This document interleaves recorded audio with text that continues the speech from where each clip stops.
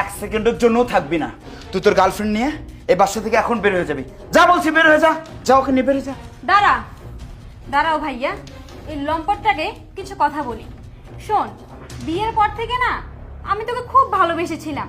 শুনেছি বিয়ের পর মেয়েদের হাজবেন্ডই নাকি মেয়েদের কাছে সবকিছু, কিন্তু আমি বিয়ের পর থেকে তোর কাছ থেকে একটুর জন্য কখনো সুখ আনন্দ স্ত্রীর অধিকার পাইনি।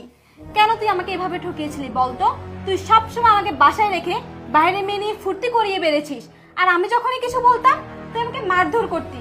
তুই সবসময় বলতি আমি নাকি তোর স্ত্রী হওয়ার যোগ্যতা রাখি না, কিন্তু আজকে আমি বলছি শোন, তুই আমার স্বামী হওয়ার যোগ্যতা রাখিস না, তুই আমার পায়ের নখের যোগ্য না।